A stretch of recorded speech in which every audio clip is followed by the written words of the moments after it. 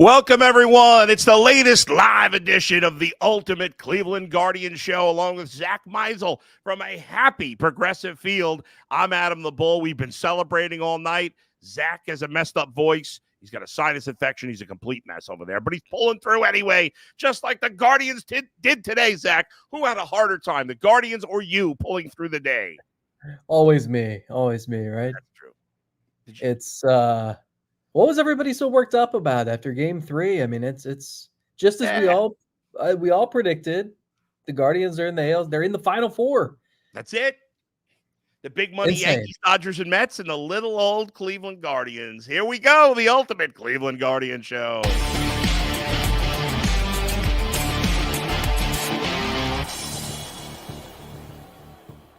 I mean, what a day it was, Zach. I know you mentioned right before we went on that you're soaked with champagne, which is really cool. I don't know what's going on that TV behind you. You see that? Take a look behind you for a second. You see that? What is that red box that's like bouncing around there? Well, it's like an old school video game. All right. Can't have you be distracted. You got to focus. Well, the Guardians certainly were focused at the plate in the fifth inning. Before we get to that, let's start earlier in the game, Zach.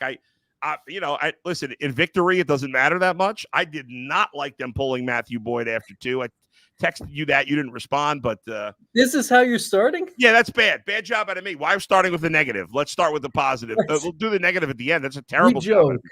Yeah. We joke all the time about how during the season, there's 162 of these. You meet with the manager twice a day. There's a lot of days where you fall into the rhythm, the roboticness, and a game ends, and the first question of the manager is, what'd you think of the starting pitcher? That's right. And we joke about, if there's a 15-inning game and a million things happen, should we still ask, what'd you think of the starting pitcher? Right. So we made that joke today. What'd you think of Matthew Boyd? Yeah. We should start with that of all things. And you actually did it. I know. Why? For me, I feel like I've been doing a post-game show for an hour already because I did a 40-minute post-game show right when the game ended. And then I was out to dinner with some friends, and they were asking me about the game. So I feel like I've already done all the positive stuff for an hour and 15 minutes. But really, it's 99.99999% positive. So let's get back to that. You're right. Before we get to Matthew Boyd, first of all, we'll start with the grand slam. Let's start with that because that inning was crazy. Because after you gave up the lead in the fifth, you come right back bottom of the fifth against Skubal, and Skubal to that point had been absolutely lights out. Right. You had an opportunity early, but it was an error, the drop ball in left field. You load the bases with one out, and Jose Ramirez is up, and you're looking for a big hit. And what was funny is Jose gets hit in the forearm, and for a second, and I know a lot of people were like this, you didn't even think about that. As much as the game meant, for a second, you were like, oh, my God. I wasn't even thinking about the run. I was thinking about the fact that, oh, my God, I hope Jose's not hurt.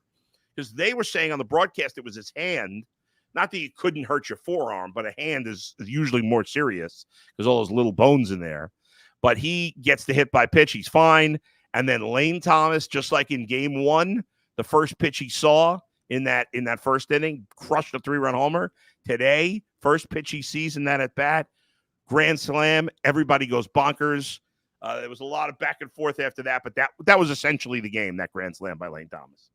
I have never heard. First of all, the atmosphere at Progressive Field today was amazing. Yeah, I hope it shone through on TV because it was incredible. The fans were awesome. I've never before heard Jose Fry loads the bases. Everyone realizes Jose's at the plate. You're getting the loudest Jose chants you've ever heard. He gets hit by a pitch. And at first, everyone starts cheering. So you hear this, because the game is tied. Then people realize, oh, wait, he might be hurt. He's hunched over. Yeah. And so the turns to booing Skubal. Right.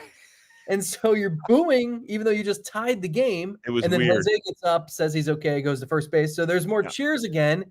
Yeah. And then there's no time to recover and set the stage because the first pitch Thomas hits into the bleachers, and then it was funny. I everywhere I go this week, I saw Rajai Davis on the field, in the bathroom, Yeah.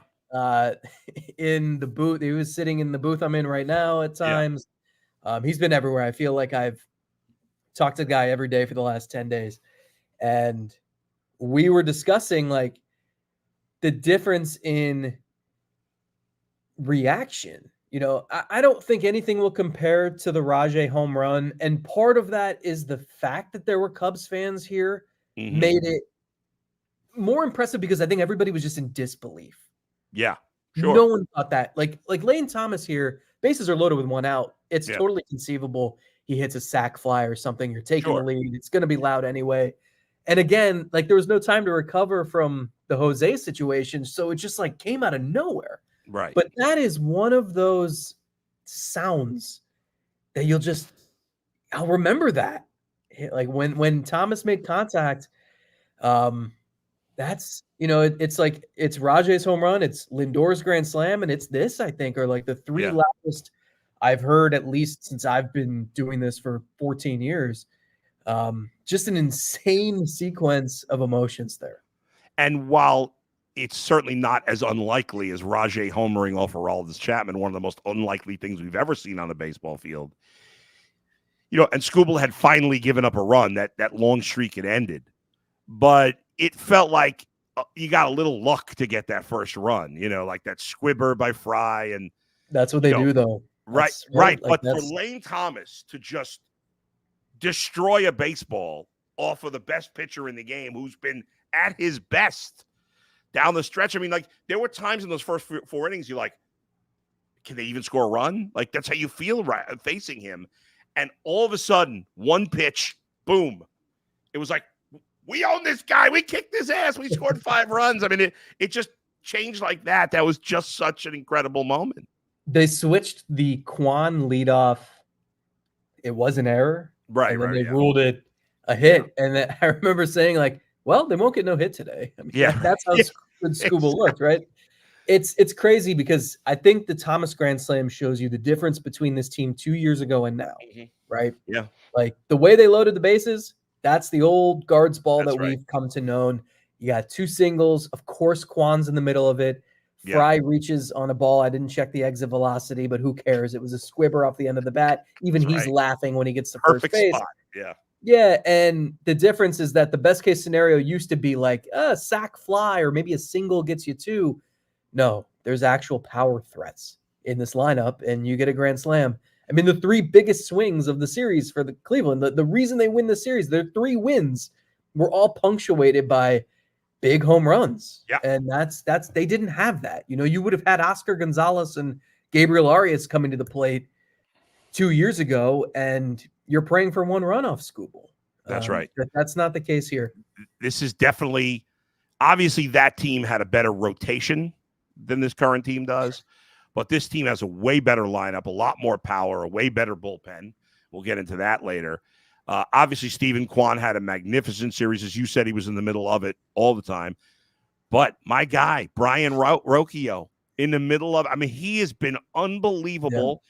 He's got, what's his OPS? It's over 900 in this series. It's 944 OPS. Catching that line drive, that bullet off the bat of Jake Rogers. I mean, that, with Clase coming in, remember, of course, he had given up the hit to Rogers to start the rally against him.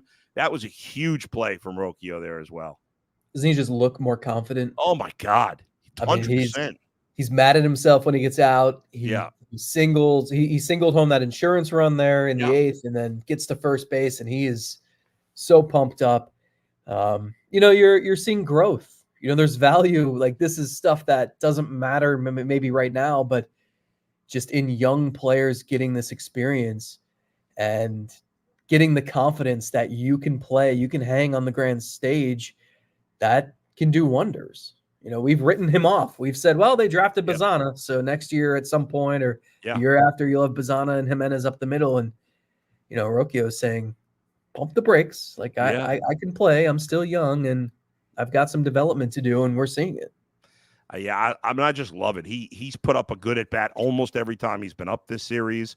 He has played extremely well. And a guy I've been critical of, you've been critical of him too. He had a good day. Let's give him credit. Andrés Giménez Couple of big hits, knocked in a go-ahead run. It's all. I feel like it started with his last at bat last game where he hit a bullet. He got robbed, but since then he's been putting good wood on the ball. Yeah, and I think Stephen Vogt said something to him yesterday to just try to calm him down, get him to relax during the workout, just reminding him, like, look, man, you've been a successful player at this level. You've been in the playoffs. Like, we know what you can do. Don't put too much pressure on yourself, feeling like if you don't deliver, we're going to go home. And, it's easy to say that sort of thing keyed his big game, but, it looks good in the rearview mirror. It was an exciting day. You could tell that the crowd was, so passionate. It was big getting those insurance runs, those 6th and 7th runs, because it felt like the Tigers were chipping away. I do want to talk about, the bullpen. Obviously, the bullpen has gotten a ton of work here. Credit to Eli Morgan, because he had to come in a spot. He's not been in a spot like that at all. And those 2 strikeouts were huge. You hope he could get something going in the next inning. He couldn't with a walk. But that was like, there was some momentum building for the Tigers a little bit, and he gets those 2 strikeouts. Good job out of him. So give me your thoughts on that. But I'm a little concerned about the work of the bullpen right now. Yeah, it's fair, and it's also, it is what it is. It's a concern for Monday. Yes, but it's incredible. Like what Cade Smith did in this series it's unreal. Andrew Miller-esque. That's the only thing I know to compare it to. 12 strikeouts, pitched in every game, pitched multiple innings in 4 of the 5, I think. Yep. He was incredible. Tim Herron, who I feel like, they're never going to admit it, but at times I've wondered if he's kind of running on empty, pitching more than he's ever pitched before, but he got a big double play. Hunter Gaddis, I know, like, these guys haven't all quite had their best stuff the last few days, and yet it's like, how can you blame them? They've been used so much. Clase, the way Clase responded after game 2, you could tell he was fired up. He stared down Kerry Carpenter after he struck him out there. I love that. Yeah. Give Kerry Carpenter credit, though, man. Playing with that bad hamstring to hit that base hit off the wall, that was pretty impressive. The thing that is most impressive to me, and I wrote about this on The Athletic, is these are rookies. And the heartbeat, like, I think Walters, you could tell that moment might have been a little too big for him today. Right. So Browski was great. Couldn't throw strikes. But everybody else, I mean, how were there not more instances like what Walters went through today? How are those guys not? I mean, I don't know. Whatever happens with the team, like, do I want them to win? It makes everybody, all my readers and listeners, happy, right? Like, there are a lot of benefits if they win in advance for me. But, like, I have no control over it. So, like, whatever happens, happens. And yet I'm like, my heart is beating out of my chest. I'm checking my heart rate on my watch because it's like dangerously high. And like, and I'm not the one standing on the mound. No. Having never pitched in front of 35,000 people before, with the season hanging in the balance. And it's like, Cade Smith couldn't be bothered by the stakes, by the situation. And it is so impressive that they're able to do that. I think it stems from the manager, who is as even keel as it gets. But, it's one thing to say, like, hey, we're going to lean on our bullpen, which has been really good all year. It's another when you realize outside of Clase and Eli Morgan, it's all rookies. It's all first timers doing this. And for the most part, they were undaunted. By the way, Cade Smith pitched 6 1/3 innings in this series, which was more than any pitcher besides Tanner Bybee. He struck out 12 guys. Division series record for a reliever. I mean, it's amazing. He gave up 2 hits, 1 unearned run, and 1 walk in the 6 1/3 innings. Obviously pitched in all 5 games. He was great. I mean, he was great. Gaddis pitched great. Sobrowski did a great job. Morgan did a great job. I would think after what we saw today, maybe Andrew Walters is off the roster for the ALCS. Maybe Lively in. Maybe Avila in. Well, All right, now talk to me about Boyd. Were you okay with Boyd coming out after 2? He seems. I know. Yeah, He gave him a double. someone asked me because I had been saying like, Yeah. I wouldn't be surprised if they got creative. Yeah. I was wondering, they brought Cade Smith and Hunter Gaddis into the interview room yesterday afternoon, and usually the people who go in there the day before is one of them is a starting pitcher, right? And they looked at each other, and it was basically like, I'm not starting. Are you starting? I'm not starting. Yeah. I haven't heard anything. And I was wondering, like, it wouldn't be the craziest idea in the world if you just started with a reliever you trust and say, Cade, go 40 pitches. Yeah. But as I'm thinking through that, I'm like, it's hard to piece together 9 innings that way. Yeah. And you have to have everything go perfectly. And like, what if Cade gets into trouble and all of a sudden, like, who are you comfortable going Gavin Williams for like 3 innings at some point, or Boyd in relief? And if so, then why not just start Boyd? So I figured they would have a quick hook.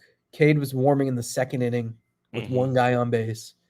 But you still have to, at some point, if things don't go perfectly, and they didn't, like Walters couldn't get out of that inning, Gaddis didn't go as long as they wanted, you're going to have to lean on someone in a situation you weren't planning for, and that's how you end up with Eli Morgan pitching in the 7th and the 8th innings. So my thought was, if you're going to have to go to Andrew Walters and Sobrowski, and I know Sobrowski did well in the 4th inning, whatever it was, 5th inning, anyway, why not let Boyd try to go a little longer? I think the ideal scenario to them was Boyd for 2, Cade for 2, Heron and Gaddis cover 3, and Clase gets the last 2, and that equals 9. But again, if you have any slip-ups anywhere, then Sobrowski was next. A part of this depends on where you're at in the lineup. They're going to deploy Carpenter at some point against a righty. Yeah. So I would have been okay with letting Boyd start the 3rd, and then first sign of trouble, you go to Cade Smith. But the first guy in their lineup is a lefty killer, and they didn't want Boyd facing him twice. Yeah. Also, I'll tell you one other thing. I think, like, why after the way Sobrowski pitched, why not leave him in instead of bringing Walters? Because you had the lefty, and then Carpenter. You knew. I guess they didn't know for sure Carpenter was going to be able to pinch hit, but if he was, it was going to be in that situation, and they couldn't take Walters out because he had just started the inning. So, so whatever. Listen. In the end, they won. That's all that matters. The good far outweighs the bad. The team played great. What was it like in the clubhouse? It was how was the celebration? Fun? Yeah, I mean, a lot of like Lane Thomas got the wrestling belt. Yeah. They urged him to make a speech. That's not really who he is. Yeah. It was very quiet, but, loud, excited. They're big on families here. Like, they soak each other with champagne for 5-10 minutes, and then they go out to the field and they see their significant others and their kids. And, and then they clean up and they board a flight to New York. Like, this is a quick turnaround. And, one of the things is, we forgot the game was supposed to be at 8 p.m. tonight. Yeah. They'd be in the 2nd inning right now. And bless you. Thank you. And, part of the reason the game was moved is they were afraid there'd be a rain delay, and whatever team won would get into New York at like 6 a.m. Right. Yeah. And it would just totally screw them up ahead of the next series. And so they win, and it's a quick turnaround, but like they'll get to New York tonight. They can relax. They'll have a light workout Sunday, and then be ready to go Monday. And it's the team that won. It was a huge benefit to play that game 7 hours earlier because it would have been a nightmare day and a half. Yeah, leading up to game 1. Guardians in the ALCS for the first time since 2016, of course, win their first series that they were on the verge of being eliminated since the Yankees in 97. They are playing the Yankees, of course. We got to talk about game 1. Gavin Williams didn't pitch at all in this series. Could it be him in game 1, or will it be Alex Cobb? What do you think? I feel like those are the 2 options. Yep. Right. Maybe Ben Lively, I guess, would be another one, but I don't think that's going to happen. So, yeah, I mean, you're probably going to need both of them anyway. You need 4 starters in the ALCS. Yep, that's true. You only get an off day between 2 and 3, and then between 5 and 6. So you need Tanner Bybee and Garrett Cole, I believe, would be lined up to start Game 2 against each other, which would be a rematch of Bybee's second career big league start, which was against Cole at Yankee Stadium, and he pitched pretty well. So you need a starter for game 1. You could go Matthew Boyd game 3 if you want. And he didn't throw very many pitches. I mean, you could, I don't know, probably not game 1, but I guess it would have to be game 3 because Bybee's lined up for 2. Right. So you need a starter for game 1 and game 4. So I kind of think it makes sense to go, like, if you're going to start Gavin Williams, start him in game 1 because he's, he hasn't pitched in the longest time. He's got, as we know what Cobb is, right? Like Gavin Williams, yes, there's downside there, but there's also upside. And Vogt showed you, hey, if I have to pull him out, I have to pull him out. But, Gavin Williams could go in there and pitch 3 innings and strike out 7 guys. I mean, that's possible too. Does it matter to you whether it's home or road? Like, do you trust Cobb? Do you trust Cobb more at Yankee Stadium, and would you rather have Gavin Williams in Cleveland? It's a fair point. I hadn't really thought about it that way, but yeah, it might make sense to go with the veteran on the road. That's a good point. Like Williams pitched at Yankee Stadium in August, and the first 3 or 4 innings, he looked incredible, and then completely unraveled. But he'd be on a shorter leash. The issue is they need someone to give them some length at some point. Bybee in game 2, certainly, but as good as these relievers have been, you do wonder if they're going to get really tired. For the record, well, 2 things. Number 1, it's not just give them the innings; it's Vogt allowing them to pitch the innings. Sure. Because you could argue even in Boyd's first start and Bybee's first start, he could have let them go a little longer if he wanted. But I get it. That's just kind of the way the game is now. One other thing, though, for whatever it's worth, I just looked up Gavin Williams' home road splits this year. Have you seen these yet? No. At home this year, he had a 6.55 ERA. He was awful. 33 innings, 24 earned runs, 42 hits, 56 base runners in 33 innings. On the road, he had a 3.56 ERA, 43 innings, 48 base runners, very good, 37 strikeouts, 17 earned runs. So he gave up 7 less earned runs, 3 less homers, and 12 less hits, pitching 10 more innings on the road. Whether that means anything, it is the playoffs. It's a different animal. I get it. But yeah, I mean, you would think he'll pitch. I mean, and yeah, it is possible they add Lively to the roster here. Who else could they add? Pedro Avila? Yeah, but that guy, you want to talk about the best cheerleader? Yeah. Award? That guy was out of the dugout to congratulate every pitcher who came out of a game, every fielder at the end of every inning. I feel like he's pretty useful there. In the Austin Hedges role? Yeah. I mean, you're going to keep the only pitchers, I think Walter's spot could be up for grabs, and you'd think about replacing him. Cantillo, maybe. And Cantillo, if you don't, I haven't looked at the Yankees lineup. I don't know how many lefties versus righties they have. I think Sabrowski's earned your trust if you need him to face Soto at some point. Sure. And Rizzo. Can you imagine? Think about what you just said there, by the way. Sabrowski versus Soto. Yeah. didn't even know Sabrowski's name until 2 months ago. I know. Here we are. Yankees. So here's the Yankees. They're lefties. Soto, obviously. Austin Wells, who's become their starting catcher, is a lefty. Jazz Chisholm is a lefty. Verdugo's a lefty. In the last round, Rizzo didn't play in the last series. I don't know if he's going to be back. He's had a terrible year and he's been injured. Yeah. And then they had 3 lefties on the bench in the last round. Ben Rice, young first baseman, Trent Grisham, veteran outfielder, and Duke Ellis, another outfielder, plus a couple of switch hitters. So they got plenty of lefties. Their typical lineup, their starting lineup is right, left, right, left, right, left. So, Yeah, I mean, you need another starter, so someone to lose, like one of the relievers is off, right? And then that's probably the only move. Yeah. Position player wise. Man, Bo Naylor has been awful. Yeah. He can't hit. John Kenzie's been awful offensively. Obviously made some good plays. I was surprised that Hedges didn't. It's so funny. I was saying in my initial post-game show, I was like, I remember opening day this year, I was screaming and yelling that Austin Hedges was starting over Bo Naylor. And then today I was like, how come Austin Hedges didn't play over Bo Naylor? Right. I mean, it's that feels like yesterday.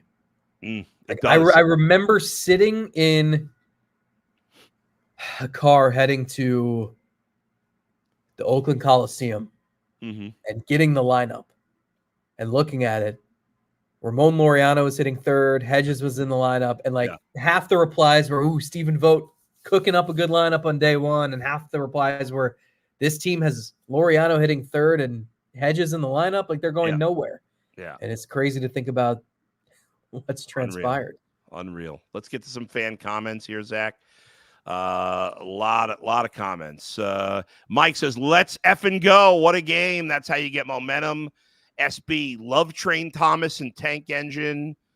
Dane, I can't read that. Forrest Reed, Miles Straw needs to be on the roster. He does not. But oddly enough, the Guardians, I don't think, stole one base in the series.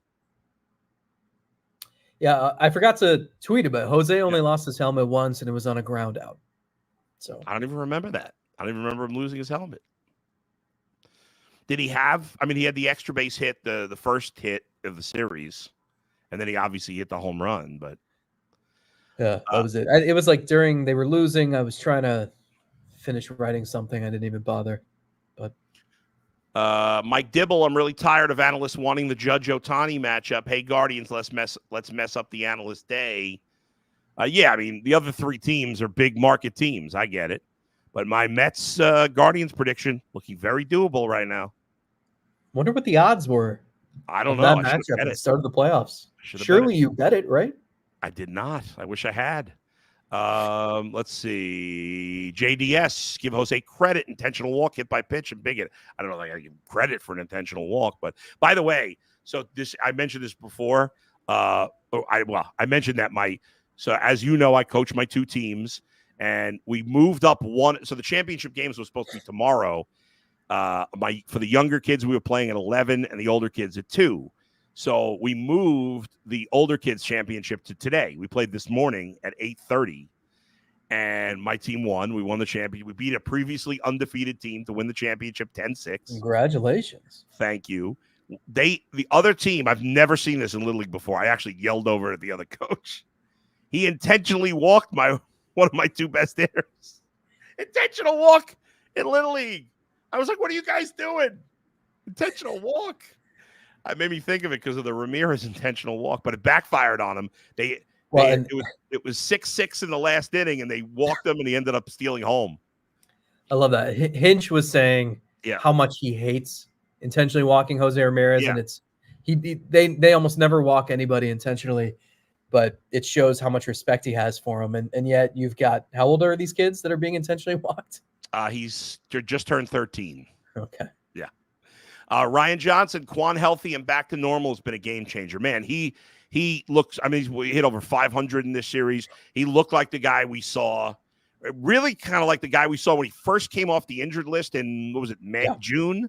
Like, remember, they couldn't get him out. And that's what it feels like right now. Hopefully he can keep it up for the whole postseason. He's really good. Oh, my God. He's really good. And add it to our never-ending list of topics to talk about over the offseason, but priority number one for the front office, it's got to be lock him up. Ryan says the catch by Rocchio was amazing. Yes, it was. SB with October Rocchio, we don't need Lindor. Let's not get crazy. I'd still rather have Lindor. Let's not get nuts. It's not an option, but I love Rocchio, love the way he's playing. I think we'd all rather have Lindor. No offense to Rocchio. I think he would understand that. Rob says Boyd will be fresh for the next series. Mike says Rocchio is awesome. Craig, let's go Bull and Zach. Let's go, Craig. I love when people root for us. Don't root for the Guardians. Love root it. for Bull Love and it. Zach. Eli Morgan with the greatest big game changeup I've seen. That according to SB. Yeah, who was it? Torkelson? Yeah, and Torkelson was having a good day. Yeah, he struck him out, and Torkelson looked like he was had pissed. Never seen a pitch like that. That was a good. By the way, home plate umpire. I can't think of his name right now. He was outstanding. Did he miss a call? I don't know. I felt like watching the game on TV. I was like, he hasn't missed a call all night. It's tough to tell. The TVs in the press box are like 2 minutes behind. Oh God! So it's tough to go back and look. Why are they 2 minutes behind? What is happening? Who knows? Believe Land says Bombi. B Skrills had to celebrate with pizza and wings. We have a record number of people watching it at one time now. Thank you, everybody, for being in here. You say this every other day. We keep breaking the record. Every show, we keep breaking the record. Records are meant to be broken. Absolutely. Andrew, I just hope they don't get that brain freeze they often get against the Yankees. I almost want the Yankees to take the lead in the series and have the Guardians come. I know I don't really want that to happen, but I feel like let them get the lead and let's play for, but no, I actually don't want that. Yankees struggle against lefties, says SB. Well, I mean, their three best players. Judge is their best player, obviously. Soto's a very close second. Their third best player is probably Jazz Chisholm. And their fourth best player is probably, what's his name? The catcher, who's been good for him. Austin Wells, yeah. Yeah, and all of those guys, except for Judge, are lefties. So maybe you need Cantillo. Yeah. Maybe we just solved it. Well, there you go. Slap the hat, huge ass. Says Guardians roll. Next up, the overpriced Yankees. They are overpriced. Ashley says, how about starting Boyd again? Says Bird, but I think you meant Boyd. Mike says, start Williams game 1, Bobby game 2. Who did Gavin face home road? I didn't look at that. Ashley says, how many stolen bases do we have in this series? I think it was 0. B Skrills wants Ben Lively back on the roster. Drastic wants Avila back on the roster. Max C says, y'all are straw haters. It's because Straw's not good at baseball. Don't blame me for that. He's not even good in AAA. Why the hell would we want him on the roster? Marty says Naylor and Jose have to get more consistent at the plate. The Tribe has a chance to advance. The Naylor brothers have not played well. Jose, I'm fine. Listen, Jose wasn't great in that series, but he's fine. The Naylor brothers were not good. No, well, you know how many times Josh Naylor is going to be asked about this week? Oh boy, yeah. And that's why we don't want Ed Straw, because then we gotta worry about him too with this nonsense. Where's Oscar Mercado? Yeah, James Karinchak is not being added to the roster, Andrew. I don't even know if he's still alive, honestly. What about Trevor Bauer? Yeah, the Guardians should sign Trevor Bauer and add him right now. I wonder I'm curious who's gonna pitch for the Yankees in this series. Let me take a look. I don't even remember who pitched for the Yankees I know Garrett Cole pitched the last game for them that series ended on Thursday. Right. So Cole Bybee game 2, I would expect. Right. In game 2 of that series, Rodon pitched. I'm sorry, in game 3. So Rodon started for the Yankees and he was bad. He had 4 runs, 7 hits, and 3 2/3. Amazing they left him in to take such a beating. In game 2 of that series, the starting pitcher for the Yankees was Cole. Also, Cole pitched game 2 and game 4. How is that possible? I thought he pitched 1 and 4. Okay, I must have missed a day, I guess. Yes, Saturday. Okay. Thursday, Yankees Royals game 4. Wednesday, yes, I missed this one. Who pitched their other game? Casey Schmidt. Clark Schmidt, not Casey. Schmidt. Clark Schmidt pitched game 3 for them, and so that's who they used in the previous series. But the reality is, the Yankees pitching outside of Garrett Cole is nothing special. The Tigers have better pitching than the Yankees. Can I say something controversial? Please. I think I said this during the season. Yeah.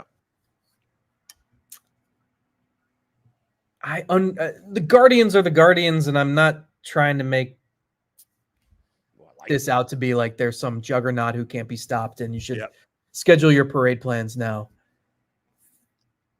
This is not an infallible team. The Yankees have the reputation. They've got the hardware. They've got the payroll. They've got everything. This is a very flawed team. The 100%. Guardians, the Orioles, and the Yankees raced out to these great starts, and then all three teams treaded water in the second half of the season. Yeah. Like, the Yankees have had their struggles. They've had issues with their pitching. They've had issues with their hitting. Like, this is not some David versus Goliath scenario.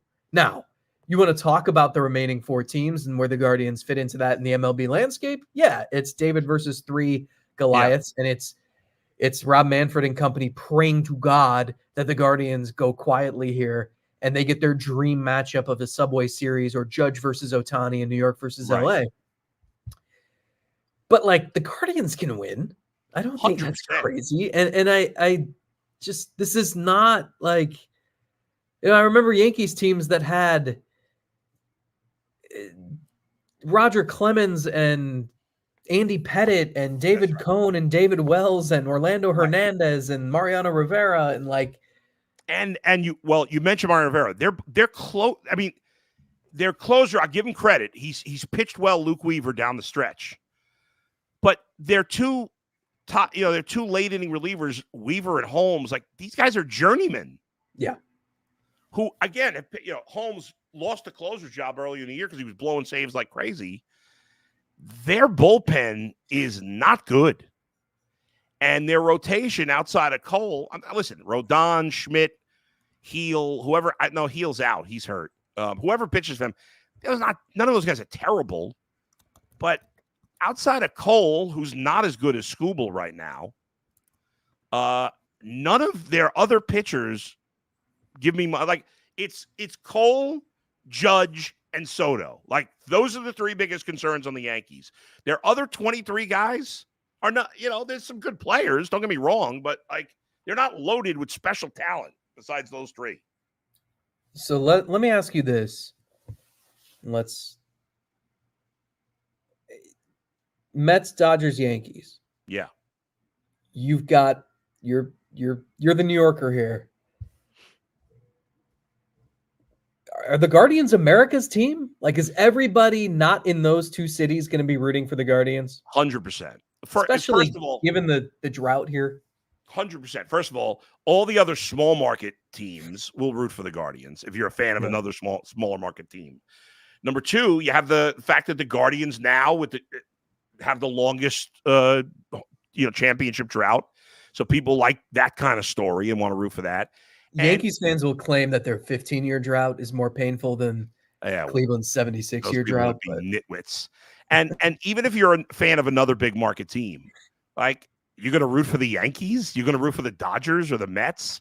No. If you're a Cubs fan, if you're a Phillies fan, if you're a Red Sox fan, you're rooting for the Guardians 100%. So yes, Guardians fans always get mad because they feel like, nobody's rooting for them. They're not the cool story or whatever. And like, when they finally got to the World Series last time, it's the Cubs who have even a longer streak and they're a bigger market. But this year, 100%. If you're not a New York baseball fan or a Dodger fan, I don't see how you're not rooting for the Guardians in this series. I mean, even if I were like a Royals fan or a Tigers fan, I still think, I don't know, maybe I'm wrong. I would, there's not huge rivalries there. I would think you'd root for the Guardians, because who the hell wants the Yankees or the Dodgers or the Mets to win? Yeah. It's weird. Yeah. By the way, this division, looking forward, we'll do this in the offseason, but man, the Tigers are going nowhere. I mean, that's a good baseball team that's just going to get better. The Royals are good. Like, they should be very good again next year. We know the Twins are not terrible and they'll spend money. The White Sox are what they are. They're not getting any better anytime soon. But this division is going to be good again next year. And I think that's good for the Guardians, because the better competition prepares you for the playoffs. I agree. Hey, you know what else? The narrative about the layoff for the teams of the bye, we can finally bury that, right? That's true. 3 of the 4 won. Yeah. That's it. The Mets are the only one. The Mets over the Phillies. That was it. And, so there you go. All right. So game 1, Monday night. We don't know either team's starter. You and I are guessing it's going to be either Gavin Williams or Alex Cobb, although, again, Ben Lively is possible. Unlikely. Joey Cantillo, unlikely. Could we see an opener? Oof. Probably not, because the Yankees go left, right. So that seems unlikely, in that situation. I don't know who's going to start for the Yankees. Going to be Carlos Rodon? I guess. But Rodon pitched game 2, but he was terrible. Are they going to throw him out again? He is a lefty. So, I think he's the only lefty they have that's healthy right now. Oh no, Luis Gil is not a lefty, but he was on their playoff roster, but he didn't start. So he could possibly start a game 2. I mean, he's a decent pitcher for them. They have Marcus Stroman, who was not on the roster. I don't think they'd use him, but he could be added to the roster possibly. But again, whether it's Gil, Rodon, Stroman, Schmidt, again, not that those guys couldn't pitch a good game against the Guardians, but I'm just not worried about it. And even Cole, listen, Cole's tough. He could really pitch great. I've never seen Cleveland hit him. Yeah, and he, but he didn't have a great year this year, but he pitched well, obviously, in the last playoff game. But he has struggled at times in the postseason. I don't know I'm going to look at his playoff numbers, but I don't think they're particularly good. Let me see. See if I'm. I think these are two teams that, first of all, I think it's going to be a good series. Absolutely. I think you're going to see close games. I think you're going to see, the Guardians. The 3-game series was weird. It felt like, the first game they won that marathon game. Remember, Clase pitched 2 innings, and they won in extra innings. And then Gavin Williams versus Garrett Cole on getaway day. Looked like an ace versus ace at first, and then Cole just outlasted him, and Williams faltered. But they couldn't keep Judge and Soto contained, and so that's obviously the key. But you also have more manipulation of who's pitching against whom and in which circumstances. So which guys can't beat you. So you got to take advantage. Obviously, late in games, it's interesting because this is going to be a challenge for Vogt, and then we're going to wrap up here. In the 8th, 9th inning, well, I guess that doesn't matter. Look, in the regular season, it wouldn't matter. I'm thinking what does it matter? It's going to be, we know the guys. But if he ends up bringing some guys in early and it's a bullpen game again, and let's say the 6th, 7th inning, you have to set it up where, okay, you got a lefty or Cade Smith facing Soto, and then for Judge, I can't have a lefty facing Judge. So I think it's going to be interesting. Does Stephen Vogt use, say, Cade Smith or maybe Hunter Gaddis? Does he save him for the 6th, 7th, 8th inning when he knows you're going through that part of the lineup? It'll be very interesting because, if you use him early. More of that than we saw against the Tigers, right? Because the Tigers lineup, there were 2 guys you were worried about, and they both hit toward the top. And but plus those guys, listen, Kerry Carpenter's a nice player. He's having a great, this is Judge and Soto. This is a whole nother level. But my point is, you can't mess around and wind up with Eli Morgan facing Judge and Soto exactly in the 7th inning. Exactly. Right. You can't, Judge cannot face a left-handed pitcher, period, unless it's period. I mean, that's it. He, late in the game, obviously, if you're starting a game with Matthew Boyd, okay, he's going to face him once, probably that's it. But Aaron Judge cannot face a left-handed, a left-handed pitcher late in the game, and that's not going to happen. You can't allow that to happen. But the tricky part is that Soto, right before, you might want a lefty for him, but that's where it's okay, with Cade Smith, that, as good as Soto is, he's not quite as good as Judge. And Cade Smith is so good that I'm okay letting Cade Smith pitch to Soto. Otherwise, and I'm obviously okay with Clase pitching to Soto, but otherwise I want a lefty for and like you said before, if it's the 4th, 5th inning and Soto's coming up, well, I got Sobrowski, but I got to have it set properly where I can take Sobrowski out after Soto to face Judge. Have somebody else face Judge. We should probably just mention his name since he basically ended Cleveland season 2 years ago. But Giancarlo Stanton is true, just terrifying knowing he can hit 120 miles an hour at any time. Yeah, into the short porch and right into the Monument Park. He's obviously not the same player anymore, but yes, he's still dangerous. He can be dangerous. You're 100% right. Listen, I can't wait for this series. I agree with you. It's going to be close. I'm picking the Guardians in 7 games. 7th game in the Bronx. I know you don't want that. I know you don't want it to go 7 games. I'd like the Guardians to win in 5 games, but I'm picking the Guardians to win in the Bronx in Game 7, which seems like an impossible task, but that's what I'm going with. You know what, though? Walking out of the clubhouse with a couple colleagues tonight, I made the exact same prediction. Nice. Look at that. There you go. When are you flying to New York? Pretty soon. All right, buddy. Great stuff. Hang in there. We went too long as always. We love all the fans. Thank you all for joining us. And again, Monday for the rest of the playoffs, the Ultimate Cleveland Guardians show will be in the morning because all the games here are going to be at like 8 o'clock, I think. Although it's like it's funny. 7:37 or something. Yeah. It is interesting that on Tuesday, what is it? Tuesday, the Mets and Dodgers are the day game. I mean, that's how big the Yankees are. They outride the Mets and Dodgers combined, which is interesting because it's weird, especially since they're in LA, right? So it's even earlier. Yes, but that's the way it is.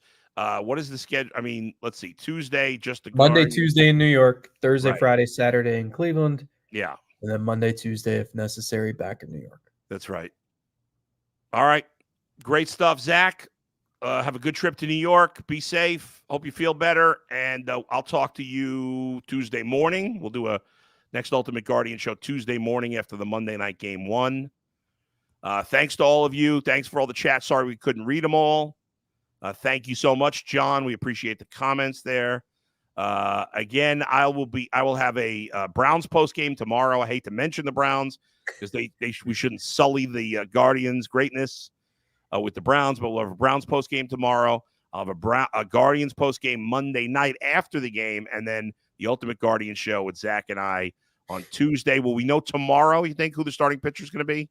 Yeah. Guardians work out mid-afternoon, like 3 o'clock, so we should know somewhere around then.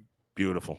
Excellent. Love you all. We'll see you next time. Where else but right here on the Ultimate Cleveland Guardian show.